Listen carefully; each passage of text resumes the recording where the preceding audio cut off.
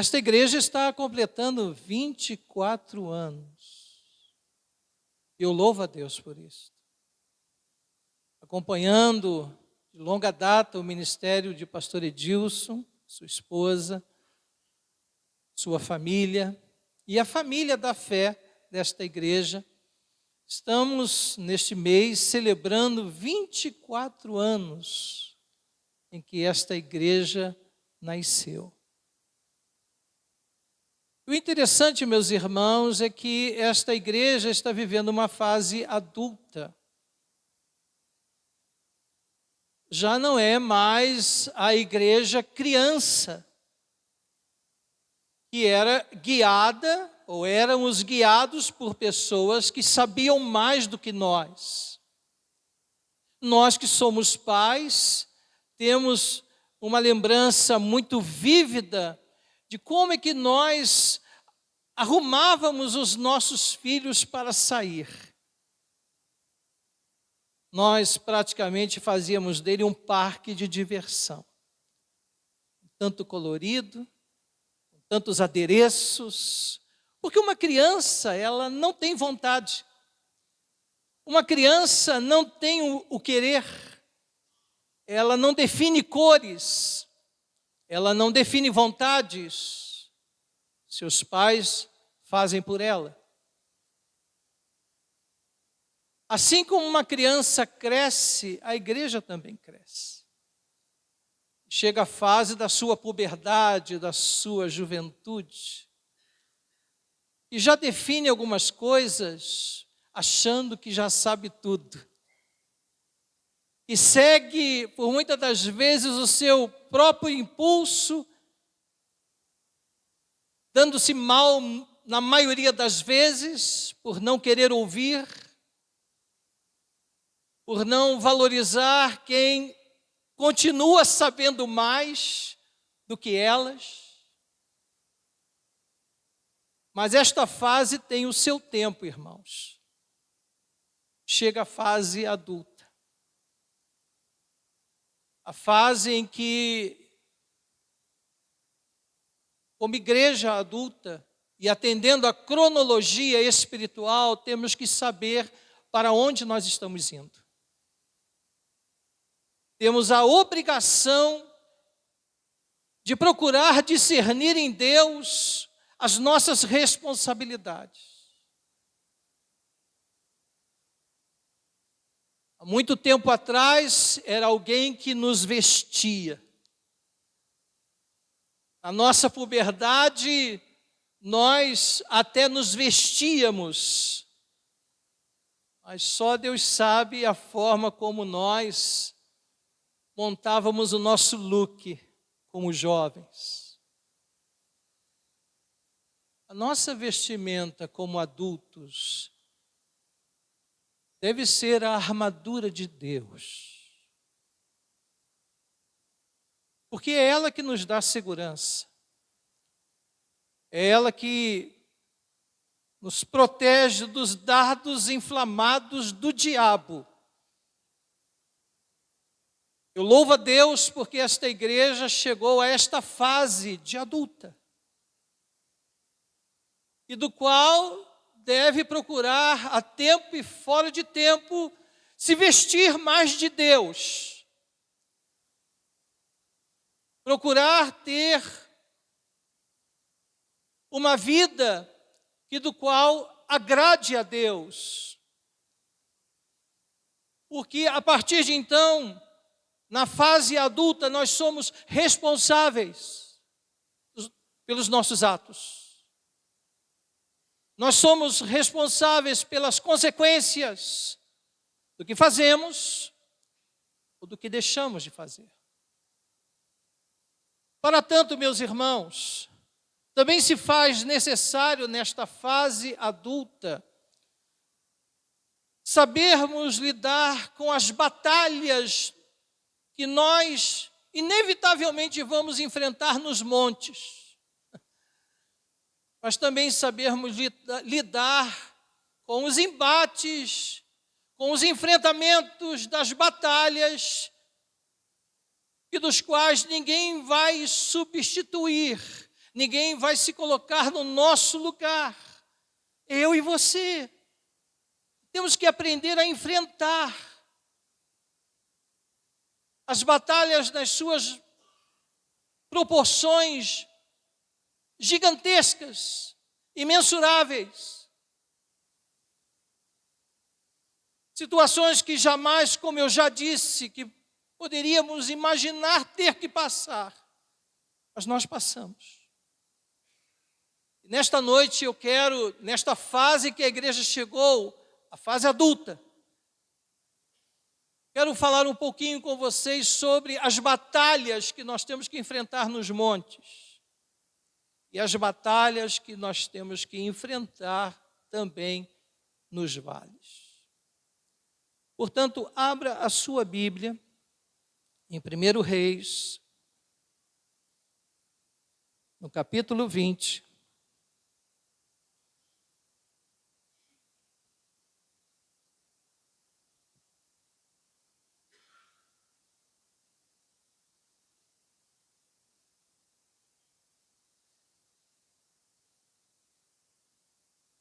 Nós vamos ler algumas porções deste capítulo, os versos 20 a 23, e depois vamos saltar para o versículo 28 e 29.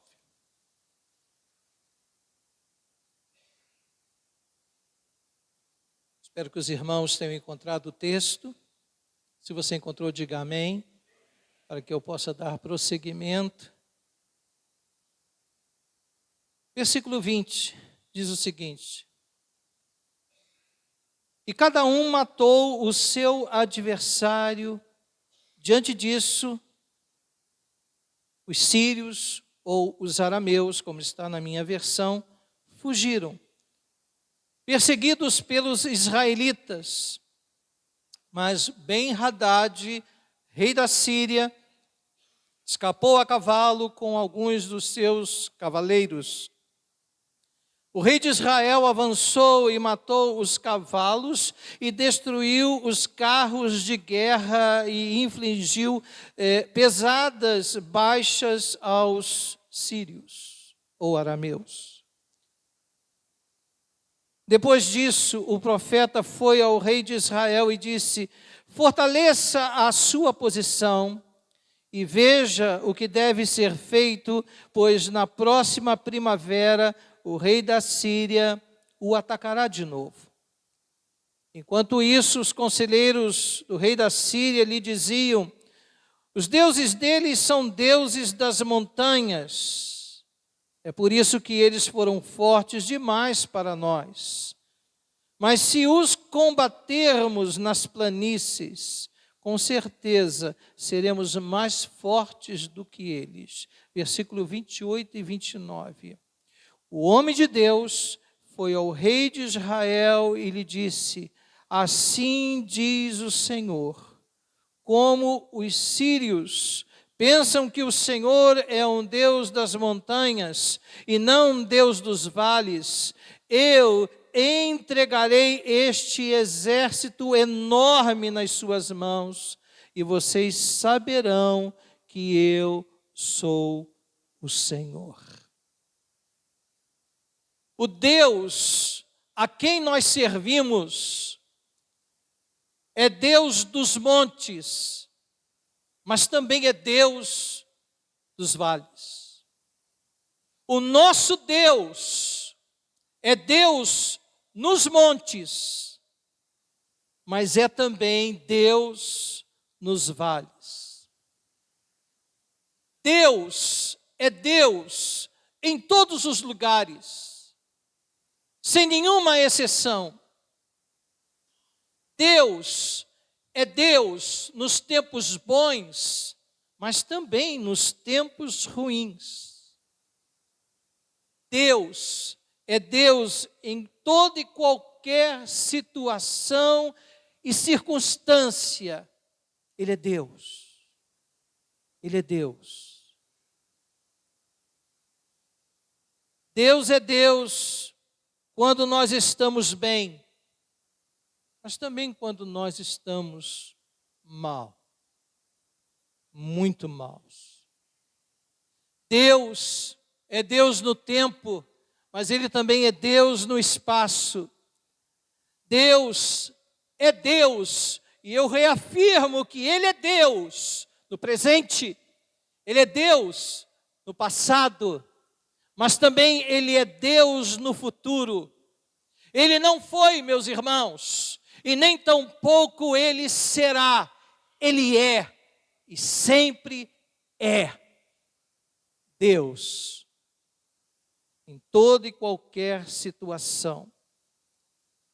Sejam quais forem as circunstâncias que nós estivermos enfrentando, num determinado tempo da nossa vida, eu quero relembrar aos irmãos, porque enfim chegamos à fase adulta. Não é algo novo para nós, mas é algo que nos serve de base, de fortalecimento e de reânimo para as nossas vidas. Porque por mais que nós estejamos vivendo determinados tempos na nossa vida, dos mais obscuros, dos mais aflitantes possíveis, Deus continua sendo Deus. Quando nós falamos sobre monte, nós estamos falando de lugar de exaltação, lugar de holofote, lugar de excelência, lugar de visibilidade, por que não dizer também lugar de vitória? E quando nós falamos sobre vale, nós temos fazemos uma fácil associação de que o vale é um lugar de humilhação, é um lugar de quebrantamento, é um lugar de anonimato. Mas Deus, Ele é Deus quando eu e você estamos no monte, mas Ele também continua sendo Deus quando eu e você chegamos ao ponto de enfrentarmos batalhas nos vales. Ele continua sendo o mesmo. Deus é Deus quando nós nos sentimos vitoriosos, mas Deus também continua sendo Deus quando nós nos sentimos os mais derrotados possíveis. Ele continua sendo Deus. E o texto que nós acabamos de ler, meus irmãos, traz um momento marcante na história de Israel. E nesta altura a nação estava dividida em dois reinos. O reino do norte, chamado Israel, cuja capital era Samaria, o reino do sul, que era conhecida como Judá, e a capital era Jerusalém. E neste tempo, meus irmãos, quem reinava sobre Israel era Acabe. E Ben-Hadad era o rei da Síria. A Síria era o império mais poderoso daquela época. Era uma nação imbatível, formada por uma confederação de nações lideradas por Ben-Hadad. E a Bíblia diz que Ben-Hadad, o rei da Síria, ele veio para dominar Samaria.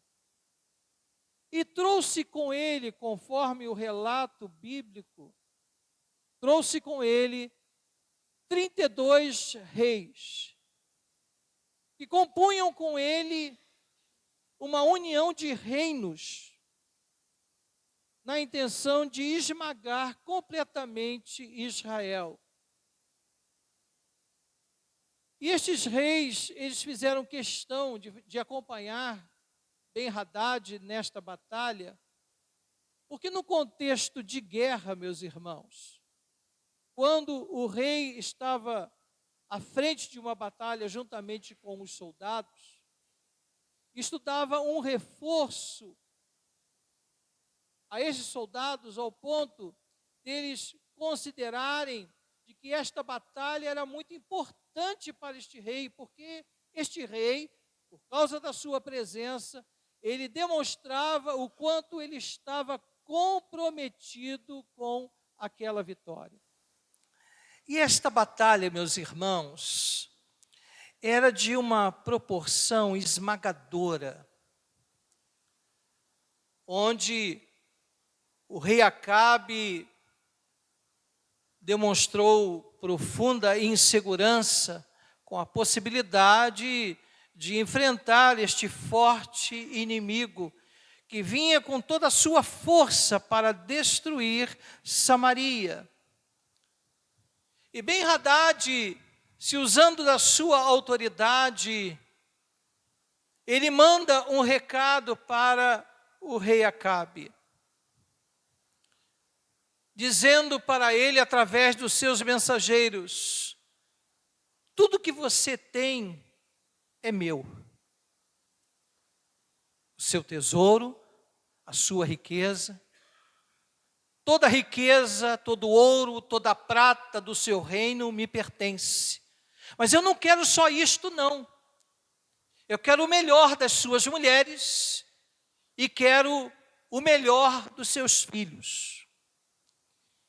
E diz a palavra de Deus, meus irmãos, que Acabe cede a esta imposição, dizendo que tudo que ele tinha e ele próprio, até mesmo, pertenciam a Ben-Hadad. E Ben-Hadad, não se dando por satisfeito a esta exigência tão bem sucedida, ele estende mais ainda a sua imposição ao rei Acabe. E ele manda os mensageiros de volta à presença do rei para lhe dizer: bom, você já sabe que toda a sua riqueza é minha, que o melhor das suas mulheres e o melhor dos seus filhos me pertencem. Mas amanhã, a esta hora, eu vou enviar os meus oficiais para vasculharem todo o seu reino, seu palácio, as suas dependências, a casa dos seus oficiais, e tudo que me for de agrado e de valor, eu vou manter em meu poder para que realmente eu possa satisfazer a minha vontade. Eu tenho aqui, meus irmãos, neste momento deste texto, deste fato histórico e bíblico, algo muito importante para as nossas vidas. Não ceda às pressões do inimigo. Não aceite fazer concessões ao inimigo, porque ele não se dá por satisfeito com o que ele procura tirar das nossas vidas. Não dê permissão para que ele venha tirar de você aquilo que Deus concedeu a você. Aquilo que você venceu em tantas batalhas que você travou ao longo da sua vida. Não aceite fazer concessões para o inimigo. Não entregue nada do que Deus colocou em suas mãos para que ele venha exercer poderio sobre tudo isto. Nós estamos vivendo tempos, meus irmãos, em que o inimigo está lutando com todas as suas forças para destruir a nossa família, para destruir o nosso casamento, o nosso lar. E você não pode ceder, você não pode abrir mão, você não pode permitir que o inimigo tire proveito ou explore da maneira como ele quer isso que tem tanto valor para as nossas vidas. Nós não podemos, meus irmãos, nos submeter ao que o mundo está determinando sobre a forma como o casal deve conduzir o seu relacionamento. Nós estamos chegando a dias, meus amados, em que o divórcio ele pode ser promulgado de forma direta, sem uma ação judicial. A intenção é facilitar o máximo possível para que um casal que está em litígio, um casal que não está em harmonia, possam facilmente destituir esta união, desfazer esta união. Basta ir no cartório onde eles realizaram o casamento, e ali mesmo, muito antes de uma ação processual ou judicial, porque só haveria finalidade da ação judicial na partilha de bens. Fora isso, o casal tem a facilidade de abrir esta concessão de algo que Deus estabeleceu como uma união indestrutível.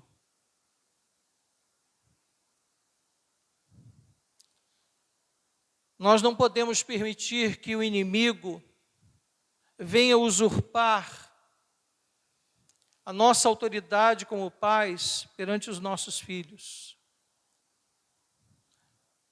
de poder orientá-los e educá-los no caminho do Senhor.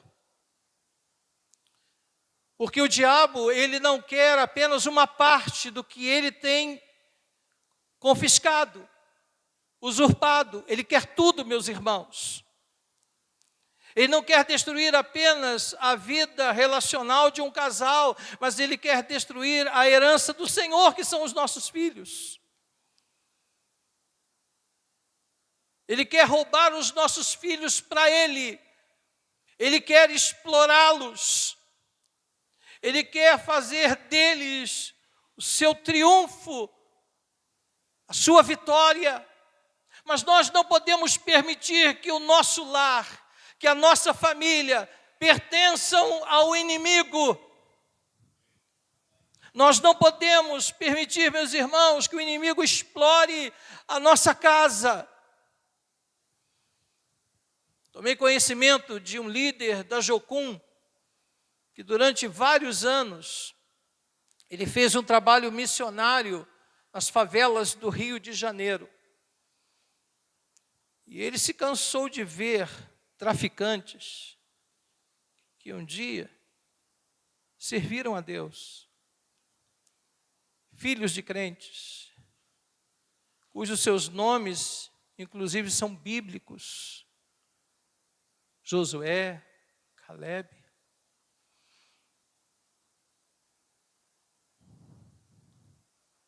O diabo não quer parte do que nós temos, ele quer tudo.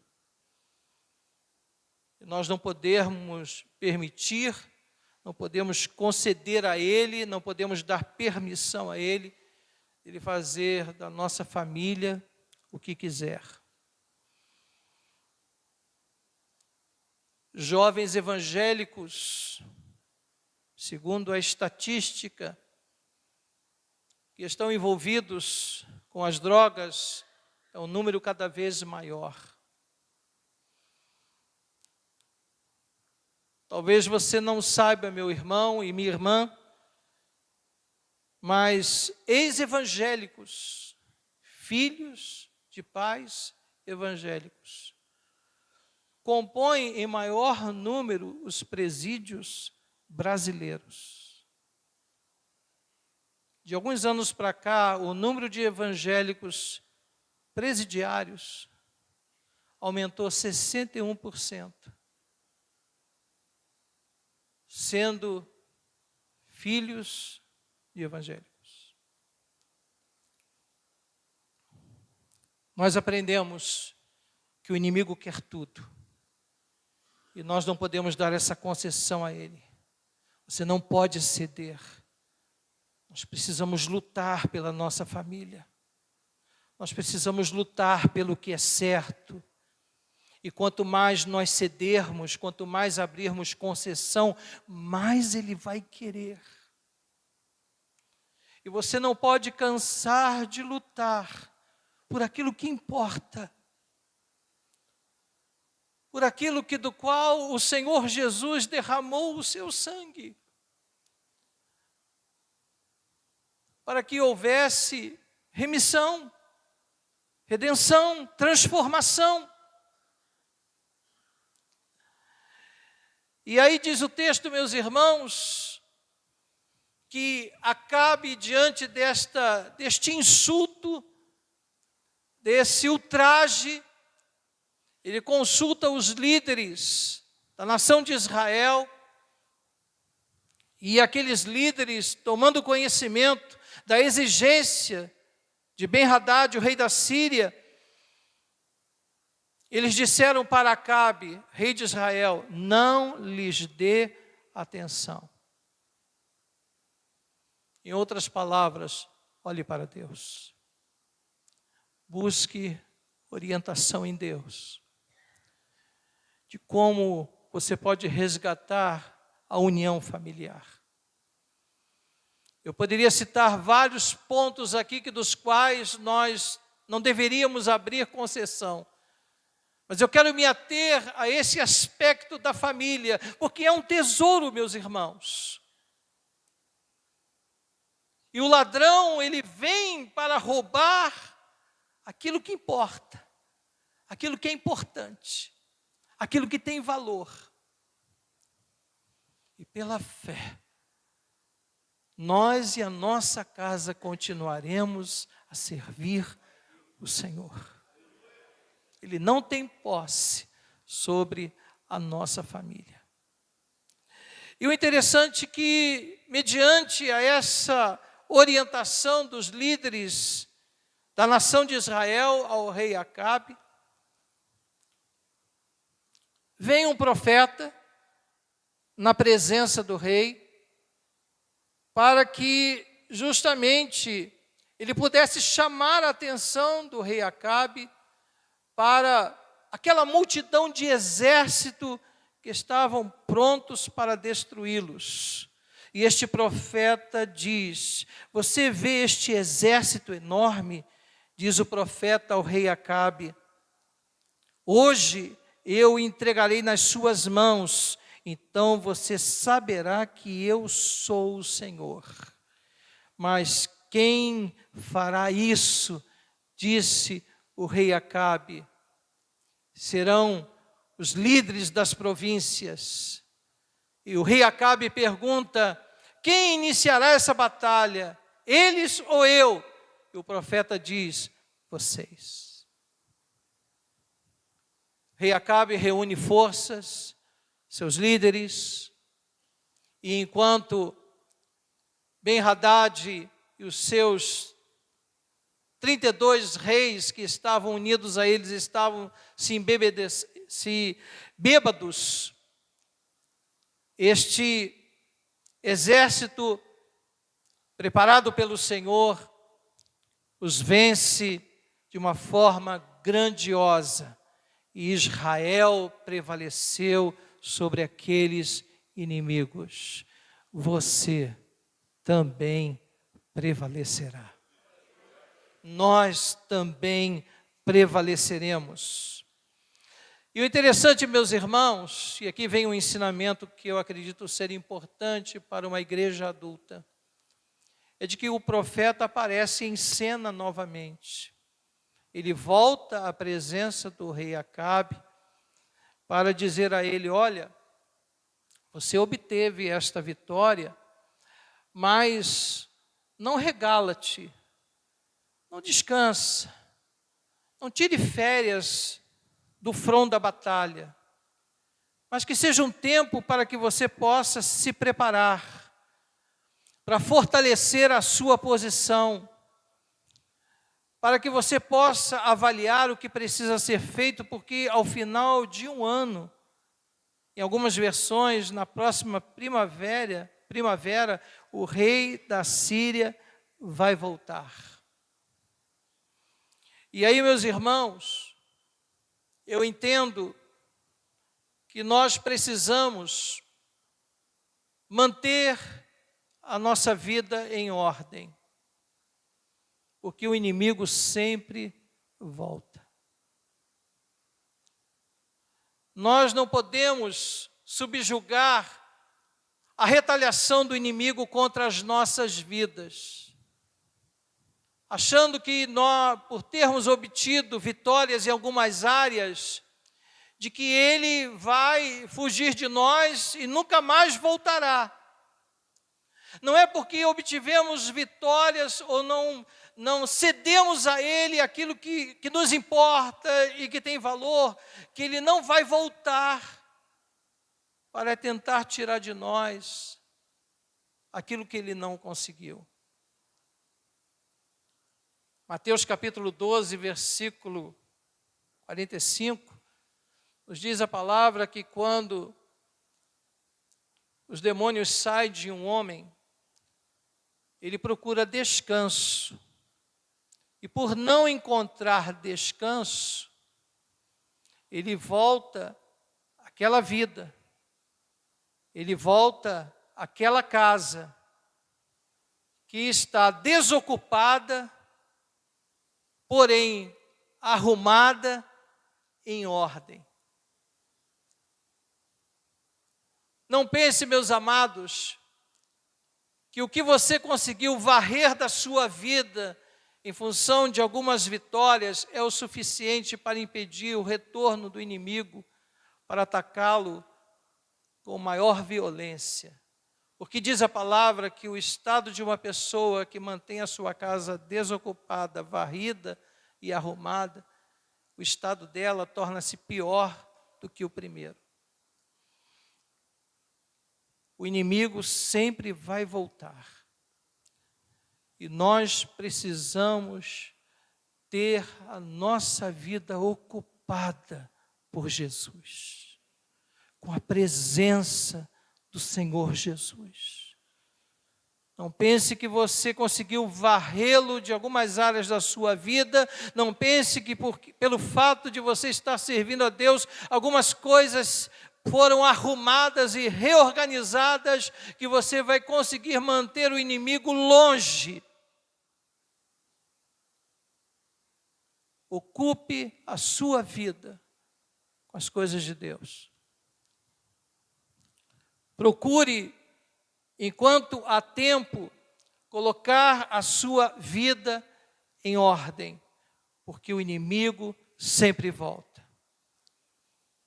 A segunda lição, meus irmãos, que nós aprendemos é que, ao mesmo tempo em que o profeta disse a Acabe, o rei da Síria vai voltar, os soldados de Ben-Hadad estavam aos seus ouvidos, dizendo: olha, Israel prevaleceu porque o Deus deles é Deus dos montes, mas não é Deus dos vales. Vamos mudar a nossa estratégia. Vamos atacá-los da próxima vez nos vales, pois sendo ele Deus dos montes, Israel não há de prevalecer. Portanto, meus irmãos, esteja atento de que o inimigo sempre vai mudar a sua estratégia. Ele não se dá por vencido. E nas próximas vezes que ele nos atacar, as suas estratégias serão diferentes. Pois, como diz o texto, sendo ele o Deus dos montes, eles não prevalecerão nos vales. A lição aqui é que o inimigo sempre vai mudar a sua estratégia. Mas Acabe recebe uma orientação após este ano que passou. E E no versículo 28 diz: o homem de Deus foi ao rei de Israel e lhe disse: assim diz o Senhor, como os sírios pensam que o Senhor é um Deus das montanhas e não um Deus dos vales, eu entregarei esse exército enorme nas suas mãos, e vocês saberão que eu sou o Senhor. A Bíblia diz que por mais uma vez Acabe pelejou contra Ben-Hadad, todo aquele forte exército, mas o Senhor fez com que eles prevalecessem, não apenas nos montes, mas também nos vales. Por quê, meus irmãos? Porque o nosso Deus é Deus dos montes, mas é também Deus dos vales. Ele está conosco quando nós estamos em exaltação, mas Deus também está contigo quando você está em humilhação. Deus está conosco quando nós estamos vivendo tempos maravilhosos, tempos de vitórias, mas também Deus continua conosco quando nós estamos em humilhação. Quando nós estamos vendo os inimigos avançarem sem nenhuma misericórdia contra nós, Deus, mesmo assim, continua conosco. E se nesta noite, se eu e você cremos que Deus está em todos os lugares, que Deus está presente em todos os tempos da nossa vida, se você crê que Deus está presente em todas as circunstâncias, vamos dar juntos a Ele uma salva de palmas, porque Ele é Deus, Ele é Deus. Louve a Deus, louve a Deus, aleluia.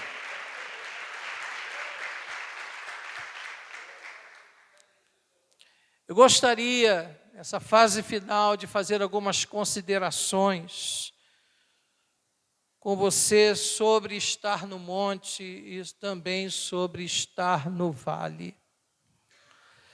Primeiramente, quando nós estamos nos montes, que é lugar de exaltação, lugar de vitória, de proeminência, nós também enfrentamos batalhas, meus irmãos. Não pense que o inimigo teme você porque você anda colado com Deus. Não pense que o inimigo teme você porque Deus tem te abençoado. Deus tem feito milagres na sua vida. Não pense que Ele teme porque você está vivendo um tempo bom. Um tempo de coisas acontecendo de uma forma tão especial, e do qual você tem louvado a Deus com tanta alegria, com tanta disposição. Não pense que o inimigo tem esse temor porque nós estamos nos montes. Não pense que o inimigo tem algum medo porque nós estamos vivendo uma vida boa. Lembremos-nos de Sansão, meus irmãos, que estava no auge da sua glória, de tantas vitórias, e que num lapso de tempo, os filisteus o destruíram. Se Jesus foi tentado no monte, também nós seremos. Também enfrentaremos batalhas nos lugares altos, nos lugares dos quais Deus tem nos colocado para o louvor do seu nome e nos concedido grandes vitórias. E quanto mais alto eu e você subimos, mais os ventos ficam gélidos e fortes. Quanto mais alto nós chegamos, nós enfrentamos ventos contrários. Então vigie, porque também nos montes nós enfrentamos batalhas. Uma outra consideração que nós precisamos fazer, meus irmãos, é Deus, e somente Deus quem nos coloca nos lugares altos. Não é outro, não. Não é a nossa capacidade, não é o nosso nosso sucesso pessoal que nos levou a determinados apogeus. É Deus que nos eleva, é Deus que nos promove, é Deus quem nos abençoa. E quando eu e você nos esquecemos quem nos levou aos lugares altos, nós caímos no pecado, meus irmãos, da autolatria. Nós caímos no pecado do antropocentrismo. É quando nós nos tornamos, no lugar de Deus, o centro das atenções. Tome bastante cuidado com relação a essa postura, meus irmãos. Há um hino que define muito bem essa postura que muitas das vezes nós, com o tempo, passamos a vivenciar nas nossas vidas. Há um hino que diz assim: quero ser como criança e te amar pelo que tu és, voltar à inocência e acreditar em ti. Mas existe um outro refrão, meus irmãos, que diz assim: mas às vezes eu sou levado pela vontade de crescer e torno-me independente e deixo de simplesmente crer. O mesmo Deus que nos eleva é Deus que pode permitir fazer-nos cair. Porque Ele é Deus dos montes, mas Ele também é Deus dos vales. Se Deus tem te colocado nos lugares altos, louve o seu nome, engrandeça o seu nome, viva numa total dependência de Deus nesses tempos gloriosos. Portanto, meus irmãos, é importante nós salientarmos também que existe Deus presente nos vales e não apenas nos montes. Não existe lugar melhor para sermos provados no quesito da confiança, no quesito da dependência e da espera. Não aquela espera em que nós calculamos o tempo para que a resposta venha, mas aquela espera em que nós continuamos esperando, tão somente em Deus.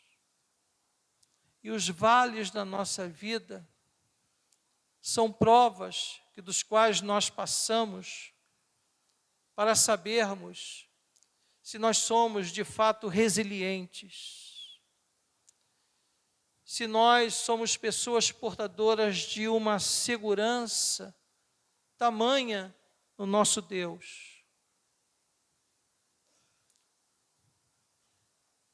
Se no tempo da angústia te mostrares fraco, certamente a tua força será pequena. É nos vales, meus irmãos, que nós somos provados com relação à nossa resistência. Se realmente nós amamos a Deus, se a nossa vida está entregue totalmente às mãos de Deus. Pois é no vale, meus irmãos, que nós enfrentamos períodos extremamente desafiadores. São nos vales que nós enfrentamos momentos extremamente estarrecedores. E estes vales, eles podem ser representados pelas dificuldades, pelos desafios, ou até mesmo pelo profundo sofrimento. Permita-me rapidamente destacar alguns destes vales que eu e você estamos sujeitos a enfrentar. O primeiro vale é o vale da sombra da morte. Salmo 23, versículo 4, diz assim: mesmo quando eu ando pelo vale da sombra da morte. Não temerei perigo algum, porque tu estás comigo, e a tua vara e o teu cajado me consolam. A Bíblia diz que nós temos um tempo determinado para viver. Talvez muitos de nós não atentaram para isto. Achamos muitas das vezes que o tempo é eterno, que não temos que nos preocupar com o nosso futuro, com o tempo do fim. Mas talvez estejam aqui nesta noite pessoas se deparando com este vale. Vale que pode representar perigos, até mesmo de morte. Porque nós sabemos que há um tempo determinado de vida para todos nós, que dos quais nós não sabemos. Mas nós temos que ter o cuidado de saber que enquanto nós estamos vivendo esse tempo que nós não sabemos qual é o tempo, que venhamos viver da melhor forma possível. Há uns 2 meses atrás, eu fui surpreendido com o resultado de um exame médico que me assustou deveras. Não quero entrar nos detalhes, pois neste momento não há necessidade para tanto. Apenas informá-los que eu fui tomado de um profundo medo em relação à morte. Porque quando esses vales adentram as nossas vidas, vales que representam escuridão tamanha, que do qual não encontramos saída, escape de forma alguma, o médico que, ao ler o resultado, me dá um diagnóstico estarrecedor, preocupante. Justamente neste momento é que nós somos provados com relação à nossa resiliência. Qual é o tamanho da nossa força num momento como este? Talvez esteja aqui alguém nesta noite com medo de tantos perigos que está enfrentando na sua vida. Talvez até mesmo na sua saúde. Eu voltei para casa profundamente arrasado, porque as notícias não eram boas. Nem contei isso para o pastor Edilson ainda. Deixei para o epílogo. A gente está ficando velho. Você está envelhecendo a cada dia. E você não sabe o tempo que você tem para viver. Mas você tem a obrigação de viver esse tempo da melhor forma possível. Não pode viver dissolutamente. Não pode viver de qualquer maneira. Conversei com a minha companheira de anos, a minha confidente, a minha bispa, a minha pastora. E ela sentiu no seu coração de fazer um propósito de unção durante o mês, tendo que tomar medicamentos muito fortes para inibir o processo.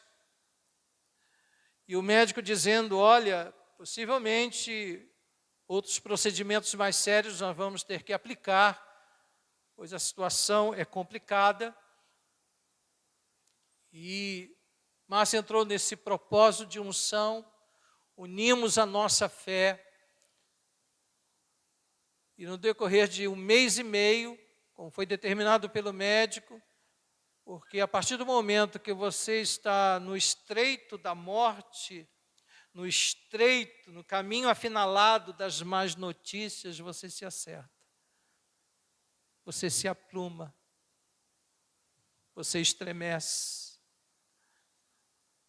Você corre para fazer coisas que talvez você achava, bom, tenho tempo. Não tenho que me preocupar. E depois de 1 mês e meio, fazendo um novo exame, eu não tive coragem de abrir aquele envelope abençoado e o levei à presença desse especialista.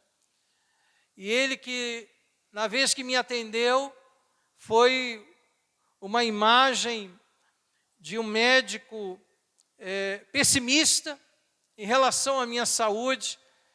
E nessa nova ocasião, ele me recebeu como se estivéssemos numa festa. Uma alegria, um otimismo, porque as taxas que estavam tão elevadas em relação a esta enfermidade baixaram significativamente.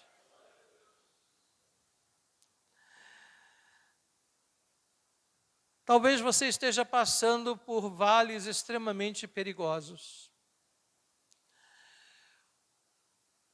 E por maior que seja a escuridão, a graça não vê nenhum impedimento para te encontrar, para te alcançar e para te abençoar.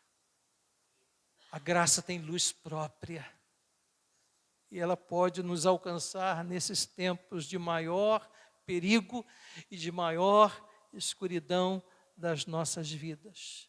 A tua vara e o teu cajado me consolam. Que coisa maravilhosa é poder contar com a segurança e a proteção de Deus, pois a vara afasta os predadores, enquanto que o cajado traz para perto do peito a ovelha que necessita de segurança. Portanto, meus irmãos, eu quero nesta noite finalizar falando apenas de 2 vales que nós ainda estamos sujeitos a enfrentar. Não temos muito tempo. É o Vale das Lágrimas. Este vale está descrito em Salmos capítulo 84, versículo 6, que diz assim: quando eles passam pelo vale das lágrimas, ele fica cheio de fontes de água, e as primeiras chuvas o cobrem de bênçãos. Enquanto vão indo, a força deles vai aumentando, e eles verão o Deus dos deuses em Sião. Este vale, meus irmãos, representa o meu e o seu sofrimento. Que nós não podemos afastá-los de nós. Essas batalhas também nós enfrentamos. São os vales de dor, são os vales que nos trazem lágrimas, são aqueles períodos de tristeza profunda que todos nós passamos, todos nós enfrentamos. Nós, neste vale, podemos até nos abater, meus irmãos, mas nós não podemos permanecer abatidos. No vale de lágrimas, nos sentimos até profundamente desanimados. É possível, sim, enfrentarmos esses sentimentos nesses vales da vida. Deus tem forjado-nos não apenas para vivermos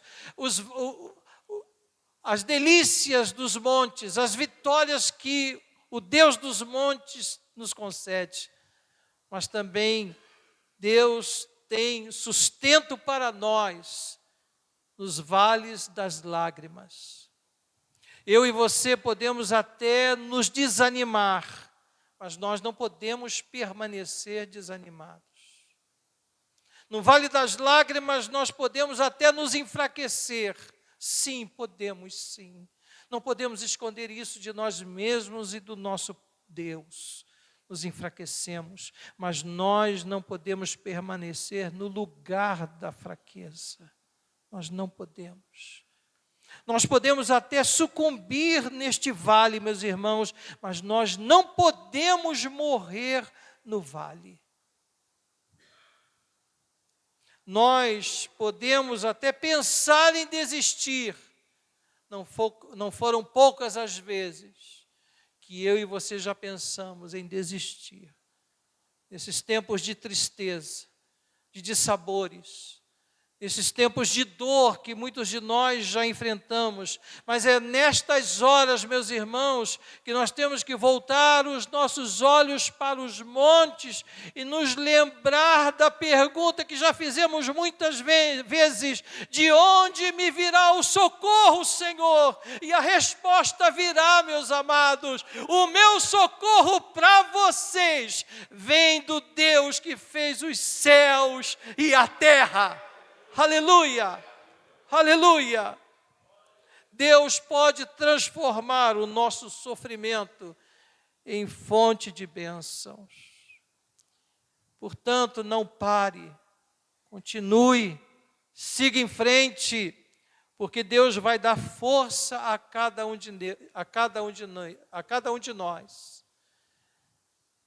Que nós possamos prosseguir cantando nos nossos corações, de que realmente o nosso Deus é a nossa provisão, não apenas hoje, mas para todos os dias da nossa vida. Amém, meus irmãos? Então, meus amados, Deus pode fazer coisas maravilhosas na nossa vida. E eu quero falar sobre o terceiro vale e último vale, que é o vale das decisões.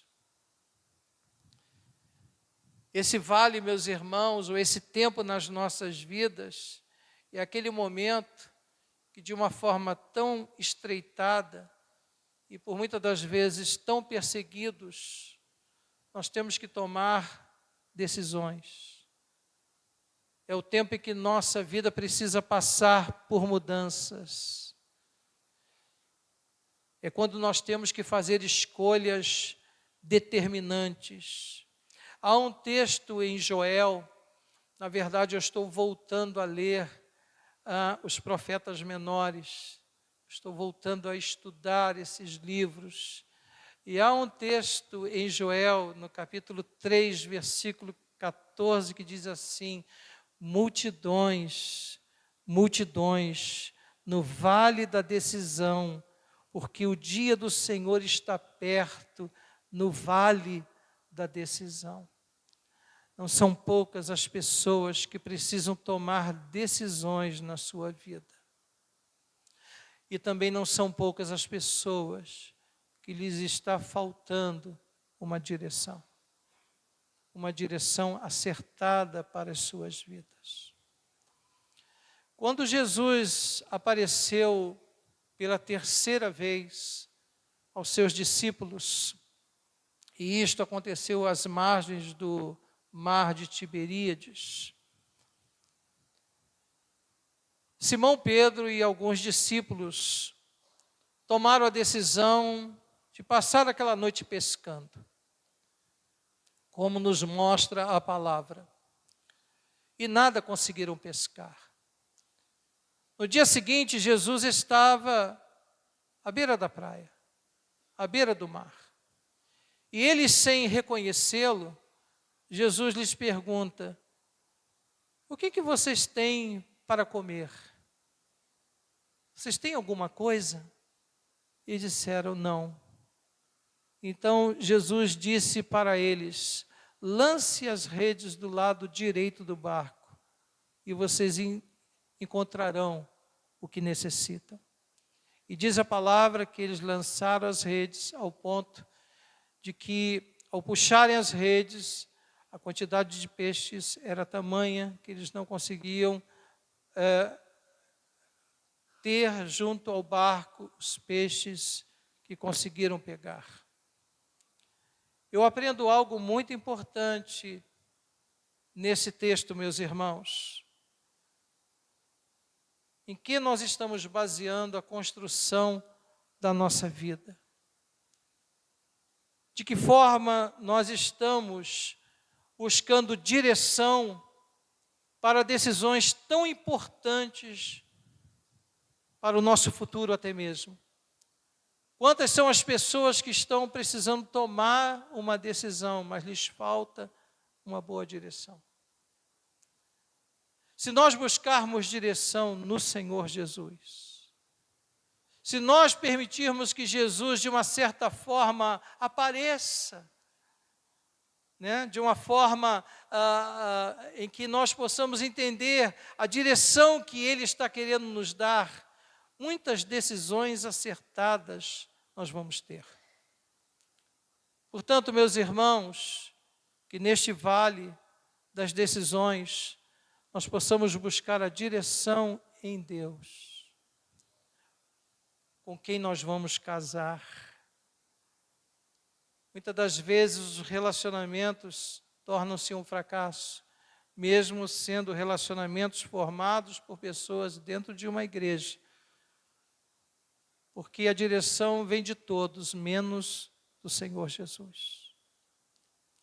Talvez você precisa ter uma direção para que lado seguir. De que forma você deve tomar uma decisão no âmbito profissional, espiritual, na sua vida. Busque direção no Senhor Jesus. E certamente, em meio a este vale das decisões, você não errará na direção que você seguir. Porque Jesus, sendo a nossa direção, a decisão sempre será acertada. Por mais que nós tenhamos enfrentamentos com relação às nossas decisões, por mais que sejamos até perseguidos por conta das nossas decisões em Cristo, mas Ele estará conosco e a direção será maravilhosa. E lá na frente veremos os frutos, veremos o resultado da direção de Deus na nossa vida. Amém? Parabéns para esta igreja que está na fase adulta. Estamos aprendendo um pouquinho mais como enfrentar as batalhas da vida, tanto nos montes como também nos vales. Amém, amados? Curve a sua cabeça, por favor. Querido Deus, estamos aqui nesta noite reunidos em o nome do Senhor Jesus. Recebendo de Ti, ó Deus, a orientação de como nós devemos nos conduzir nos montes. Reconhecendo que Deus nos tem colocado em tempos da nossa vida em lugares altos, que dos quais nós devemos louvá-lo, adorá-lo, engrandecê-lo e viver numa dependência plena do seu querer nas nossas vidas. Mas também, Senhor, há tempos em que nós nos deparamos com batalhas que dos quais jamais poderíamos supor que enfrentaríamos. Há pessoas aqui nesta noite, Pai, que estão passando pelo vale da sombra da morte. E o medo, Senhor, é um sentimento que brota, que vem. Mas hoje, Senhor, resgata em nossos corações o verdadeiro amor. Porque o verdadeiro amor lança fora todo medo, meu Pai. Ajude esses queridos e queridas irmãs a continuarem confiantes, perseverantes. Renova as nossas forças, meu Deus, para que nós continuemos a esperar o tempo que for necessário. Porque a Tua vara e o Teu cajado nos consolam.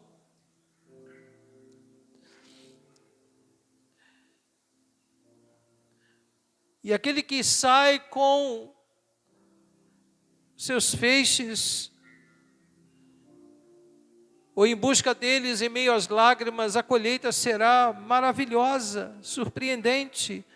A resposta de Deus virá, Senhor. O escape de Deus virá, meu Pai. Tome esses irmãos, ó Deus, que estão vivendo tempos dos vales das lágrimas, que precisam, Senhor, entoar um novo cântico, meu Deus, em seus lábios, a partir do seu coração. Porque Ele vive, eu posso crer no amanhã, aleluia. Porque Ele vive, eu posso crer no amanhã. Renove as forças dos teus filhos, ó Deus, nesta noite, Pai. E que em meio a esse vale de dor e de lágrimas, eles possam, ó Deus, ser renovados na sua esperança em Cristo Jesus. Há pessoas nesta noite, Pai, que precisam tomar decisões na sua vida. E esse não é um tempo fácil de se passar, de enfrentar. São tempos em que precisamos tomar decisões para que hajam mudanças. Mas, meu Deus amado, em nome de Jesus, ajude os teus filhos, ó Deus, a tomar decisões segundo os teus propósitos, segundo a tua vontade, Pai.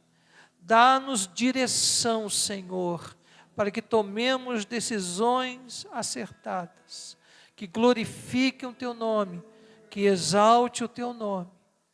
Assim te pedimos e te agradecemos no nome do Senhor Jesus. E se eu e você fomos abençoados pelo que ouvimos nesta noite, vamos dar ao nosso Deus uma salva de palmas. Ele é digno. Somente o Senhor é digno. Toda honra, toda glória e toda exaltação. E que a igreja diga amém. Amém.